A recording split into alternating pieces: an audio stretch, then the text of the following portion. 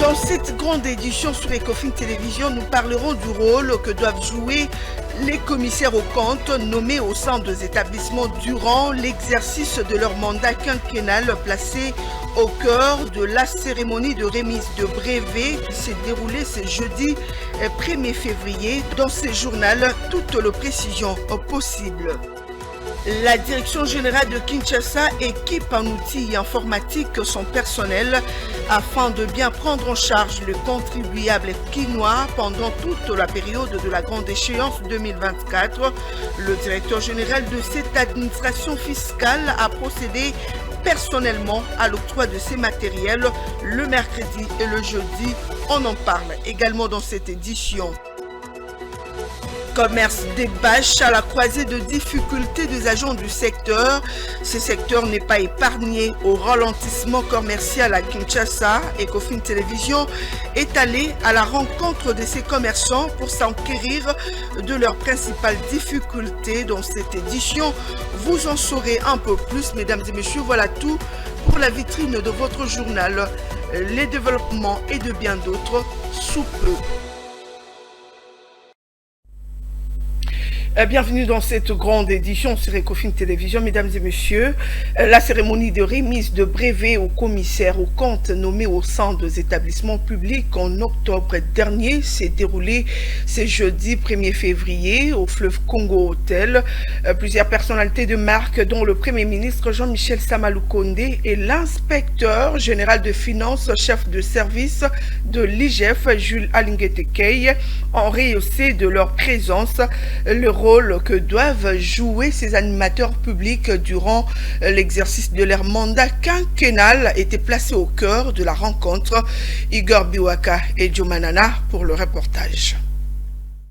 Ils sont à l'honneur après leur nomination intervenue en octobre de l'année dernière et leur participation au séminaire de renforcement des capacités en décembre de la même année. Ces commissaires aux comptes se sont vus décerner leur brevet. Cela engage d'une bonne appréhension de la mission particulière leur confiée, celle notamment de contribuer à la bonne gouvernance et à la redynamisation des performances des entreprises publiques, ce au moyen d'une opinion qu'ils doivent émettre au sujet des états financiers dans des établissements publics. Dans son allocution pour la circonstance, le Premier ministre Jean-Michel Samaloukonde est revenu des fonds en comble sur ses tâches. Œuvrons en collège pour un mandat de 5 ans, non renouvelable.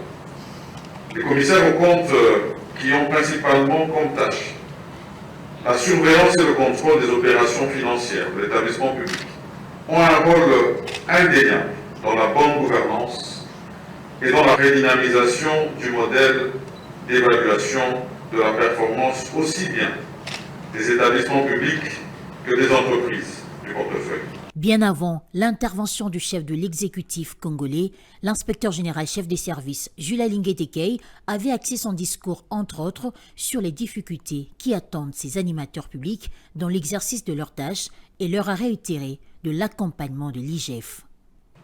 L'inspection générale des finances saisit cette occasion pour attirer votre attention sur les difficultés évidentes auxquelles vous serez confrontés dans l'exercice de cette mission au regard de l'enracinement des antivaleurs qui avaient élu domicile dans la gestion publique dans notre pays.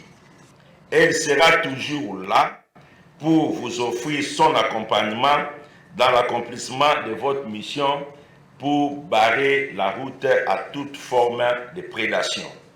Après la séance des discours prononcés par les officiels, place à présent à la remise des brevets remis des mains propres par le chef de l'exécutif Jean-Michel Samaloukonde et l'inspecteur général des finances, chef de service Jules Alinguetekei. La séance photo a clôturé cette cérémonie où ont pris part plusieurs personnalités politiques, dont les ministres et plusieurs autres mandataires de l'État.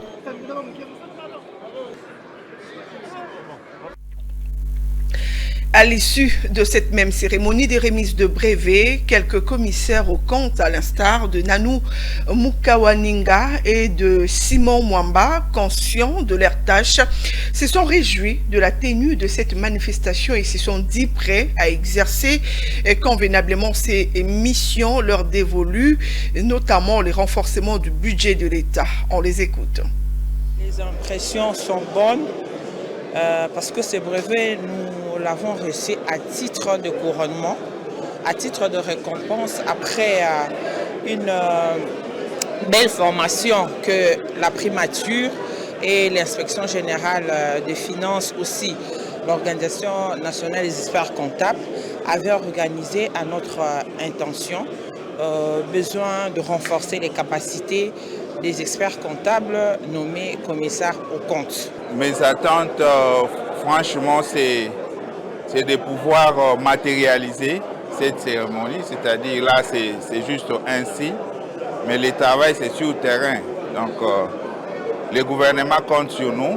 Il faut dire que c'est vraiment dans la ligne droite de la bonne gouvernance des établissements publics. Ces établissements sont appelés à contribuer efficacement, surtout aussi à renforcer le budget de l'État. Ça veut dire que là, il y a la mise en place de cet organe qui manquait dans beaucoup d'établissements publics, à savoir les collèges des commissaires aux comptes. Et donc, ils seront appelés à vérifier la sincérité des états financiers et surtout la régularité de certaines opérations qui se font au sein de ces établissements. Le travail est basé sur des textes tant légaux que réglementaires.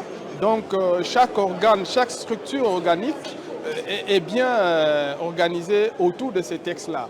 Et les commissaires aux comptes sont appelés à appliquer rigoureusement ces textes-là pour essayer de corriger ce qui n'a pas marché dans certains établissements. Et aujourd'hui, ces établissements sont appelés à contribuer aussi au budget de l'État. Et donc, c'est le travail que les commissaires aux comptes fera dans chaque établissement dans les jours qui viennent. Les scores de la République démocratique du Congo restent inchangés dans le classement 2023 de l'indice de perception de la corruption IPC à travers le monde, publié le mercredi 30 janvier par la Transparency International. À en croire cette ONG, plusieurs cas de corruption ont été dénoncés ces 5 dernières années grâce à l'intensification de l'effort dans la lutte anticorruption menée par le chef de l'État, Félix Tshisekedi, par le biais de l'inspection générale des finances. Il s'agit donc de l'IGF.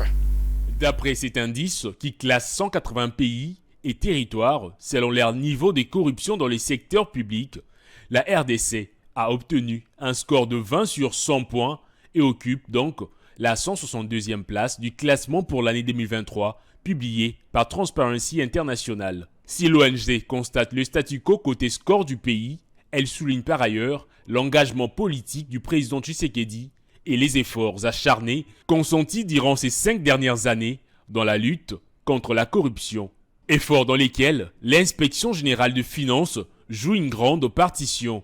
Conduite de main de maître par l'inspecteur général de finances, chef de service Gilles Alinguetekei, l'IGF a mis à nu plusieurs cas de mauvaise gestion des fonds publics ainsi qu'une longue liste des institutions du pays où la corruption avait élu domicile. C'est l'occasion ici, pour le numéro 1 de l'inspection générale de finances, de saluer ses efforts. J'en profite de saluer les efforts du gouvernement en matière de lutte contre la corruption et les antivaleurs, effort qui vient d'être couronné par la publication du rapport de l'ONG internationale Transparency International qui donne la situation, la perception de la corruption sur le plan mondial. Toutefois, ces exploits réalisés par l'organe de contrôle des institutions publiques congolaises ne sont pas suffisamment mis à profit par le système judiciaire du pays. Un constat amer fait également par le chef de l'État congolais, Félix Antoine Tshisekedi, quelques mois avant sa réélection. La RDC figure parmi les 15 derniers pays du classement de l'indice de perception de la corruption. À noter que le Danemark occupe la première place avec un score de 90 points, suivi de la Finlande avec 87 points. Les Venezuela et la Somalie occupent les 2 dernières places avec respectivement 13 et 11 points sur une échelle de 0 à 100. On va changer de chapitre à présent. La direction de l'autorité de régulation de la sous-traitance dans le secteur privé, dans un communiqué rendu public le 30 janvier, rappelle aux sociétés principales opérant dans le secteur des mines, de télécommunications, des hydrocarbures et autres de respecter la procédure des appels d'offres. Par conséquent, tout contrevenant s'exposera aux sanctions prévues par l'article 28 de la loi numéro 17/001 du 8 février 2017, fixant les règles applicables dans la sous-traitance dans le secteur privé. On écoute à propos Jean-Paul Kimouni, chargé de communication de l'ARSP. Communiqué de presse numéro 0001/ARSP/2024. La Direction générale de l'autorité des régulations de la sous-traitance dans le secteur privé, ARSP en sigle, porte à la connaissance des entreprises principales opérant dans les secteurs des mines, des télécommunications, nouvelles technologies de l'information et de la communication, des industries brassicoles et limonaderies, des bâtiments et travaux publics, des cimenteries ainsi que des hydrocarbures, que la pratique consistant à lancer des appels d'offres mettant en concurrence les producteurs ou fournisseurs des biens et services établis à l'étranger et leurs représentants ou distributeurs éligibles à la sous-traitance établis en République démocratique du Congo constitue une manœuvre tendant à boycotter l'exigence de la politique nationale de la protection de l'industrie locale, de la main-d'œuvre congolaise et de l'émergence des entreprises locales, suivant la vision de son Excellence, Monsieur le Président de la République, chef de l'État, Félix Antoine Tshisekedi Tshilombo, telle que reprise dans ses 6 engagements, notamment la création de l'emploi par l'entrepreneuriat et la diversification de l'économie nationale. À titre de rappel, l'exercice de la sous-traitance dans le secteur privé en République démocratique du Congo est réservé aux seules entreprises à capitaux majoritairement congolais éligibles. Par conséquent, tout contrevenant s'exposera aux sanctions prévues par l'article 28 de la loi numéro 17/001 du 8 février 2017 fixant les règles applicables à la sous-traitance dans le secteur privé. Fait à Kinshasa le 30 janvier 2024, Honorable Miguel Katem Kachal, directeur général. Vous devez également savoir que le bureau provisoire de l'Assemblée nationale que dirige le doyen d'âge Christophe Mbosso, assisté de 2 Benjamins, Serge Bahati et Moïse Agé Matembo, a procédé à la cérémonie de remise et reprise avec le bureau sortant. Cette cérémonie a eu lieu dans la soirée du mercredi 31 janvier dans la salle de conférence de président au Palais du Peuplé. Commentaire. 2 jours après son installation, le bureau d'âge dirigé par Christophe Mbosso a officiellement pris les commandes de l'Assemblée nationale. C'est le premier vice-président André Mbata qui a procédé à la remise et reprise avec les bureaux provisoires au nom du bureau sortant. Le rapporteur Joseph Lembi du bureau sortant a fait la remise et reprise avec Serge Bahati, rapporteur du bureau provisoire, et la questeur Angèle Tabou avec Moïse Agé Matembo, questeur du bureau d'âge. À en croire Christophe Mbosso, il est prévu que 48 heures après la prise des fonctions, le membre du bureau provisoire procède à la remise et reprise. Et sous sa casquette de président du bureau provisoire, Mbosso a fait savoir que le bureau provisoire doit travailler de manière à épuiser l'ordre du jour de la session extraordinaire au plus tard le 8 mars prochain pour permettre à la nouvelle législature de programmer sa première plénière le 15 mars prochain. Il a par ailleurs demandé aux élus de travailler en étroite collaboration et avec honorabilité et a remercié tous les membres du bureau ainsi que ceux du cabinet de la 3e législature, et a aussi exprimé leur disponibilité à contribuer au bon fonctionnement du bureau provisoire de l'Assemblée nationale. Les bureaux sortant de la Chambre basse du Parlement, sous la conduite de son président Christophe Mbosso, a remercié vivement tous ses membres, ainsi que les membres du cabinet politique de la dernière législature.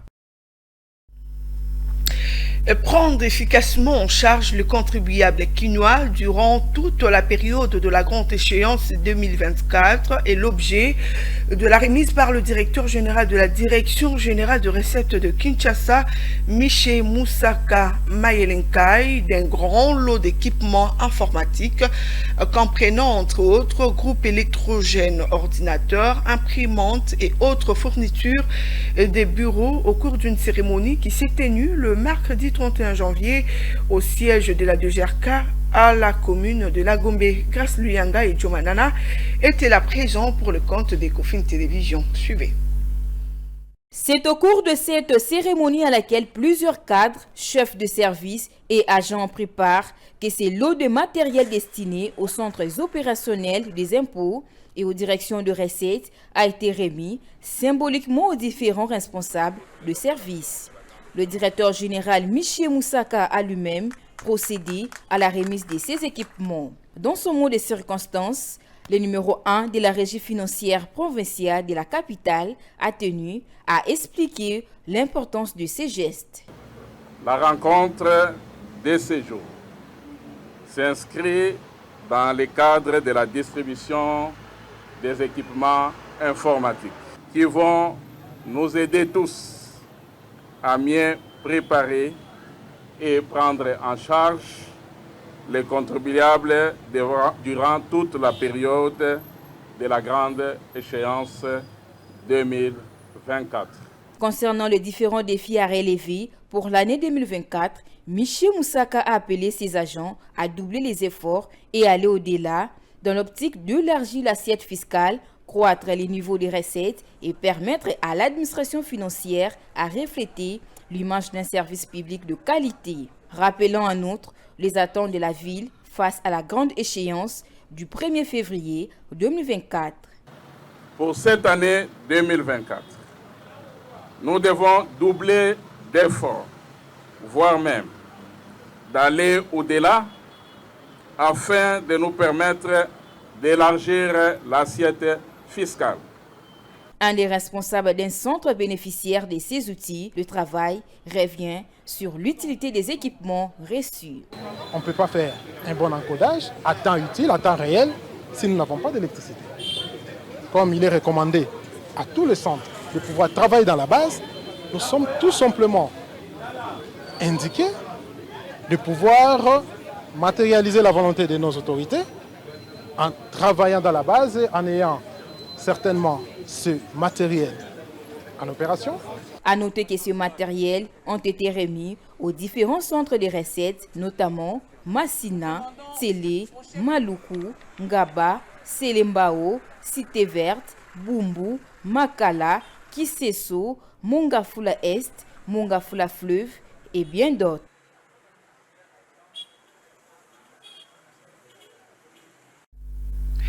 C'était également l'occasion propice pour le directeur général de la DGRK d'inviter tous les cadres et agents à utiliser ces équipements à bon escient et à n'utiliser que la base de données. Il a ainsi interdit formellement de travailler hors base et que le récalcitrant seront soumis aux sanctions prévues. Toutes les opérations sont donc appelées à être enregistrées pour raison de traçabilité. La direction des impôts provinciaux, la direction de la Gombe, la direction d'Engaliema Nord, la direction de l'Imete doivent se conformer et ne travailler que par voie de télédéclaration, tout en sachant que la déclaration, tant en ligne que sur support papier, produisent les mêmes effets. J'aimerais m'adresser au personnel de notre administration financière, pour lesquels d'énormes sacrifices doivent être consentis, afin de permettre à la disposition, et de mettre aussi à la disposition de la ville les moyens conséquents d'utiliser ces matériels en bon père de famille et de ne travailler que dans la base des données. Plus question de travailler hors base. Les sanctions sont prévues. Tout le monde est appelé à travailler dans le système. toutes les opérations doivent être enregistrées. Toutes les opérations doivent être encodées. Et pour des raisons de traçabilité, doivent être lues facilement dans les systèmes sans pourtant que ces informations ne disparaissent. Ainsi, j'en appelle aux cadres et aux agents de la Direction générale des recettes de Kinshasa à l'engagement de tout un chacun en imprimant le maximum d'efficacité et d'efficience dans le fonctionnement et dans les limites des responsabilités de nos services. Voilà, d'une province à une autre, de Kinshasa donc pour le Congo central. On va parler de la prise en charge totale par la province de victimes de dernières échauffourées meurtrières de Kimpese et mutation de tous les éléments de la police de cette localité représente donc deux de plusieurs recommandations prises par la province après une réunion du Conseil de sécurité élargie tenue personnellement par le gouverneur du Congo central, Guy Bandou, à Kimpese le mercredi 31 janvier. On l'écoute dans cet extrait de sonore rendu public par ses services. Il s'agissait de s'entretenir avec les forces vives du territoire de Songolo et de la cité de Kimpese en particulier. Les écouter moi-même, au-delà de tous les rapports que nous recevons du ministre provincial de l'Intérieur, du commandant de la police et de tous les autres services de sécurité. Il fallait que personnellement je puisse échanger avec les forces vives pour avoir moi-même le ressenti de la population, apporter le message de compassion par rapport aux décès qui ont eu lieu. Ce n'est pas ce que nous voulons. Je pense que la Constitution de la République donne à chaque Congolais le droit de pouvoir manifester dans un certain cadre. Et là, malheureusement, nous avons eu des confrontations. Il ne faut pas oublier que du côté des victimes, on a eu les civils, ce que nous regrettons, mais nous avons eu aussi, du côté des forces de police, des forces de l'ordre, quelques victimes. Ce que nous devons retenir, c'est que la paix est l'affaire de tous. Et pour qu'on puisse avoir la paix, il faudrait l'implication de toutes les personnes, de toutes les parties prenantes. Parmi les premières revendications, ça c'est évident, que la communauté a fustigé le fait qu'il y avait ici, particulièrement dans la cité de Kimpese, des éléments de police qui auraient, je le dis au conditionnel, qui auraient été impliqués dans certains actes de criminalité. Et donc, cela a été bien pris en compte par le commissaire divisionnaire adjoint, qui est le commandant de la police de la province, pour que cela soit adressé. Mais en dehors de ça, il y a eu d'autres questions qui ont été évoquées. Pour l'heure, ce que nous pouvons retenir, c'est l'appel au calme. L'appel au calme à tous les habitants du territoire de Songololo, aux habitants de la cité de Kimpese, à qui nous présentons encore une fois nos sincères et nos vives condoléances. L'exécutif fera en sorte que les victimes de ces 2 jours de manifestation soient entièrement prises en charge par la province, et de ce pas, avec les membres du comité provincial et local de sécurité, ainsi que la ville de Kalemi, dont la province de Tanganyika, pousse un ouf de soulagement après 5 jours de coupure de l'électricité et d'eau à la suite d'une panne technique dans cette partie du pays. La situation est revenue à la normale. Cette pénurie momentanée a paralysé les activités économiques, a confié François Oyombo, opérateur à une usine de charbon. Ce dernier est revenu également sur quelques pistes de solutions que le gouvernement congolais est censé mettre en place pour éviter ce genre d'incident. Il a été joint par Philo Chiloba. C'est depuis le samedi de la semaine passée que nous avons constaté coupure du courant électrique.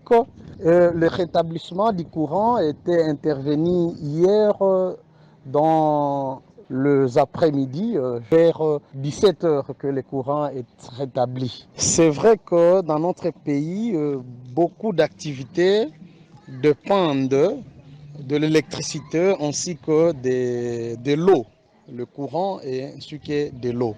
On peut citer, nous avons des chambres froides, nous avons 2 appareils à des hôpitaux, nous avons les moulins, nous avons, je peux dire même des antennes pour des communications, nous avons des télés, nous avons des radios pour certaines informations. Concernant l'eau, il y a absence de l'eau propre à des robinets.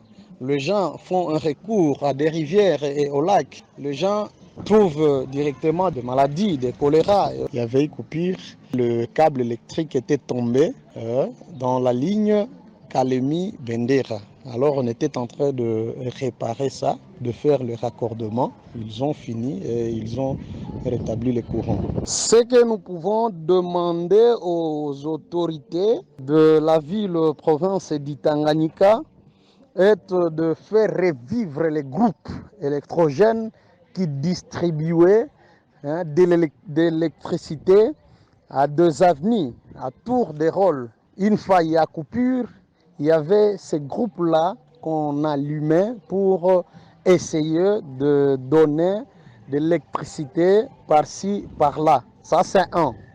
2, nous allons encore demander aux autorités de la province de faire de leur mieux, de réparer l'autre 2e barrage.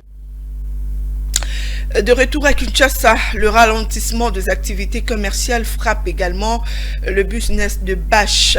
Ici, au marché Mariano, nos reporters Étienne Lusumbu et Pichundita étaient à la croisée de quelques agents du secteur de ces jeudis pour s'enquérir de leurs principales difficultés qui se résument notamment en déficit des ventes observées après chaque période de festivités et de cycle électoral. Exposées sous un soleil ardent, ces pièces de grosses toiles ou de plastique appelées bâches sont au cœur d'un business à Kinshasa. Un commerce sans lequel ces jeunes gens n'auront d'issue pour se trouver un gagne-pain. À l'heure actuelle, et fort malheureusement, cette activité est en berne. Situation impitable à les en croire, notamment à la période morose qui s'observe après les festivités, mais également après chaque cycle électoral.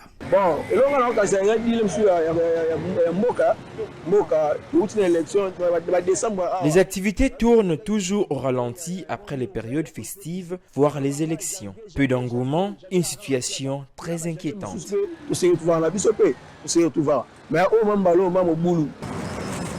Les bâches que nous achetons proviennent de l'Europe. Elles sont parfois de basse qualité et cela pèse sur le bon fonctionnement de nos activités.